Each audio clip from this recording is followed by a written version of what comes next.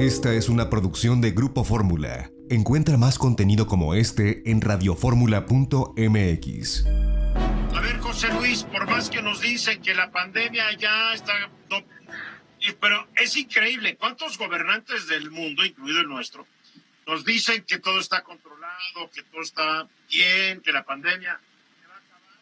Sí, claro, se va a acabar. También se acabó la pandemia de 1918, y las guerras también se acaban, y la peste negra también se acaba. La cosa es que mientras se acaba te puede llevar de corbata. Entonces, esta pandemia que no cede, es más, hay que decirlo, ya están diciendo que en México va a haber nuevos brotes y se va a poner peor. ¿Qué va a pasar con esta pandemia agravada y la economía? Fíjate, Eduardo, que tienes toda la razón. Yo creo que, bueno, para el análisis siempre de la economía, una parte que es importante siempre es comparar el comportamiento de la economía en relación con las expectativas que se tenía. Y yo digo que las noticias económicas en los meses del tercer trimestre de este fatal 2020 no eran tan malas, fíjate. No eran tan malas en relación con la expectativa.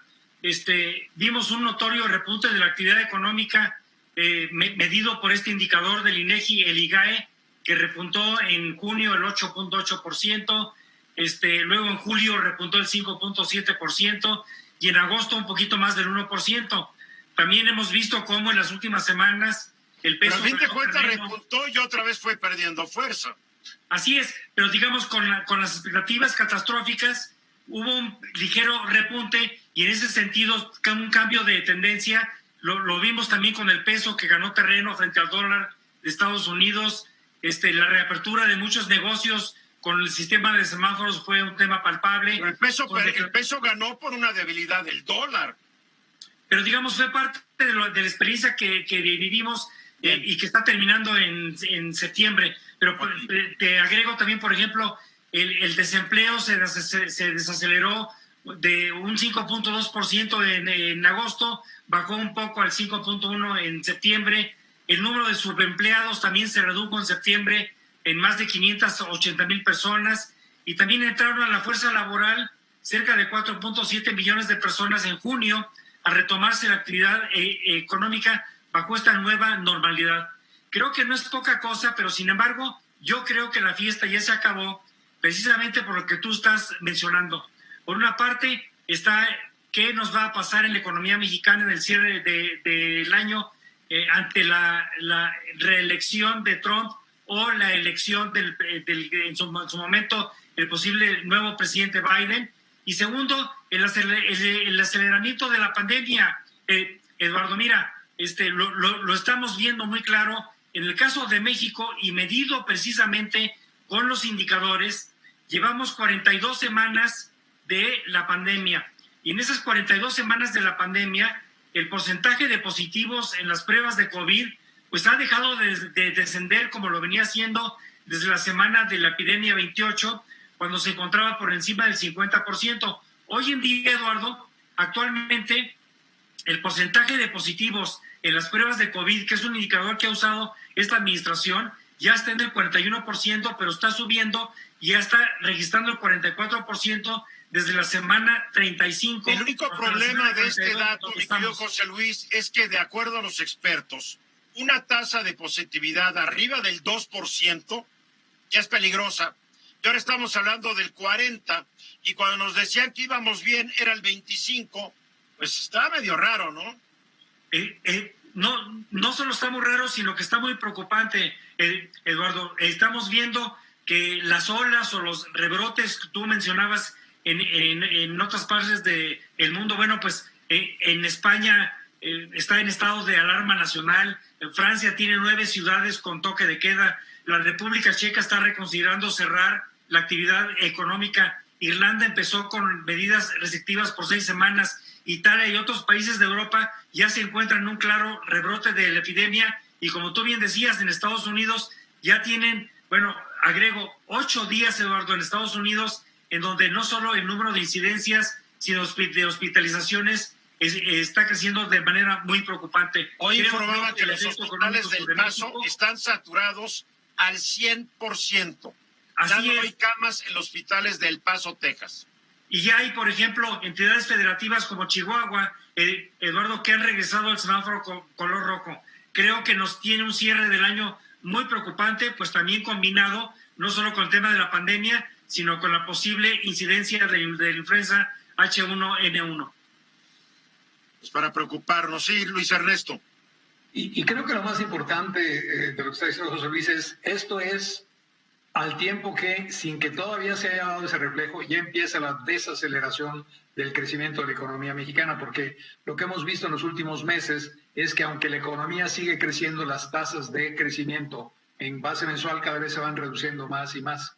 De modo que si tuviéramos esa situación, vamos a tener un fin de año en el cual vamos a tener no solo el problema sanitario, también el problema económico fuerte una vez más. Creo que ahí tenemos otro gran problema que vamos a estar viendo hacia finales del año.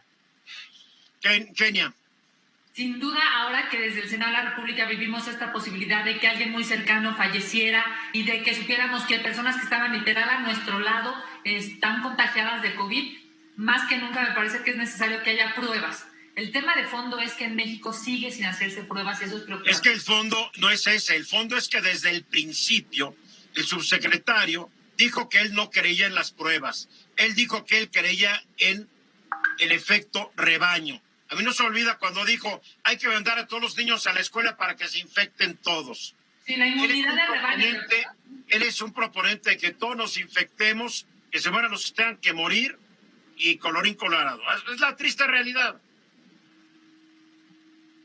Excepto que se lleva buen tiempo, ¿no? Para que nos vayamos infectando todos. Y además se mueren millones entre que nos vamos infectando todos, digo. Y que además es inhumano y es discriminatorio, porque quienes sí tienen dinero para pagar una prueba, pues lo hacen, y millones de mexicanos que no tienen posibilidades para pagar una prueba, se quedan siempre en la expectativa de si se van a enfermar, de si ya están enfermos o de si están contagiando a alguien. Correcto. Sí, la única prueba es cuando caes en un hospital. Carlos. El problema, Eduardo, es que vas a decir que vivimos en México. No lo he dicho, pero sí vivimos en México. Sí vivimos en México, pero ¿por qué están los rebrotes en Francia, Italia, España, Estados Unidos? Y aquí hacemos pedazos al sector oficial. Te digo allá también los están haciendo pedazos, mi querido Carlos. Te digo que hacemos pedazos al sector oficial porque yo, en lo personal, he visto en el supermercado donde tengo que ir por obligación, he visto a gente que trae el cubrebocas en el cuello y yo me he atrevido a decirles, oiga, lo trae de adorno, es un juego de vida o muerte este asunto. Carlos, te voy a decir por qué, porque en México no se atrevieron a hacerlo obligatorio, porque, no, los mexicanos somos muy responsables y nos dieron la total autonomía de criterio, porque no nos lo quisieron ordenar. Cuando tú ves que los principales funcionarios de este país se niegan a ponerle un cubrebocas, ¿por qué se lo van a poner los demás? A ver, dime, porque hay que predicar con el ejemplo. Ahorita es un escándalo en Alemania de ministros del gabinete de la Merkel que se fueron a una reunión sin cubrebocas y los están haciendo picadillo, Carlos. El primer ejemplo nos lo tienen que dar nuestros líderes políticos, económicos y sociales. Bueno, sí, estamos de acuerdo, pero digo, somos adultos, Eduardo, somos adultos. No, aquí entra mucho. Nadie dice que ser adulto te dé criterio. Sí, no, pero a veces decimos que el papá gobierno nos tiene que decir qué hacer.